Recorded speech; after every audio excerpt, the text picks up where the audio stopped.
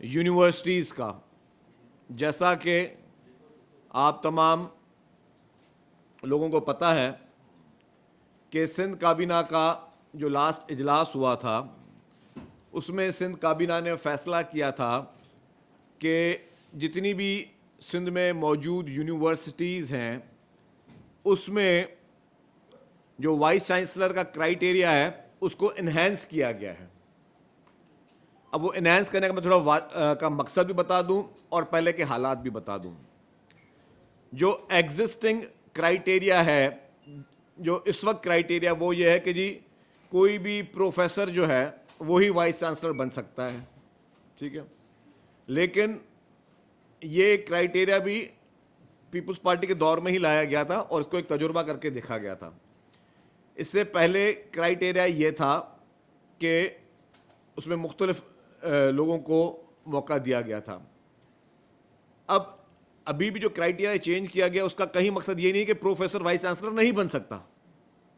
Professor vice chancellor बन सकता है, लेकिन उसके साथ साथ हमने एक और क्राइटेरिया ऐड किया, वो ये है कि कोई भी रिटायर्ड ब्यूरोक्रेट या कोई ऐसा 21 ग्रेड का ब्यूरोक्रेट जिसने उस रिलेवेंट फील्ड में मास्टर्स की हो वो भी क्राइटेरिया में आ सकता है, वो भी अप्लाई कर सकता है।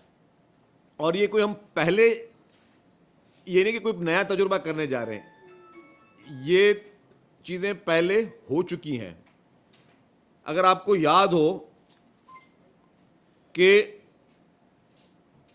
मजहर सिद्दीकी साहब सिंध यूनिवर्सिटी के वाइस चांसलर थे और उस वक्त सिंध यूनिवर्सिटी एक बेहतरीन तरीके से अपना तदरीसी अमल चला रही थी। मजहर सिद्दीकी साहब भी एक्स ब्यूरोक्रेट थे। अल्लामा आया काजी साहब भी प्रोफेसर नहीं थे, लेकिन वो भी वाइस चांसलर रहे हैं। निसार सिद्दीकी साहब ब्यूरोक्रेट थे, वाइस चांसलर रहे हैं। आपका मुज़फ़्फ़र शाह साहब, जब हमने मेहरान यूनिवर्सिटी में अपनी इंजीनियरिंग की थी तो उस वक्त मुज़फ़्फ़र शाह साहब भी वाइस चांसलर रहे और वो भी जो है वो ब्यूरोक्रेट थे। तो कोई नई चीज़ नहीं लेके आई जा रही जिसकी वजह से चंद लोग उसको गलत तरीके से इस्तेमाल कर रहे हैं या कुछ लोग इनसिक्योर हो रहे हैं। और मैं ये भी बता दूं कि ये चीज़ हमने अचानक क्यों सोची। जब पाकिस्तान पीपल्स पार्टी की हुकूमत आई उससे पहले सिंध में पब्लिक सेक्टर में 8 यूनिवर्सिटीज़ थी। आज पब्लिक सेक्टर में 30 यूनिवर्सिटीज़ मौजूद हैं। तो जाहिर है कि अगर हमें 30 यूनिवर्सिटीज़ में वाइस चांसलर को मुकर्रर करना हो और हमें वहाँ पे बेहतरी के लिए तब्दीली लानी हो तो हमारे पास अगर एप्लीकेशन और कैंडिडेट्स ही इतने लिमिटेड रह जाएंगे तो अब हम कहाँ जाएंगे। और कहीं पे भी हेल्दी कंपटीशन को इनकरेज किया जाता है, हेल्दी कंपटीशन को कभी भी डिस्करेज नहीं किया जाता। तो ये सोच और ये जो चंद लोग, मखसूस लोग इसको किसी भी पर्पज़ के लिए इस्तेमाल कर रहे हैं, मेरी उनसे भी गुजारिश होगी, मौतबाना गुजारिश होगी कि बराए मेहरबानी हुकूमत जो कि आपके इस पूरे सिस्टम को चला रही होती है वही रिस्पॉन्सिबल होती है हर अच्छे और बुरे का।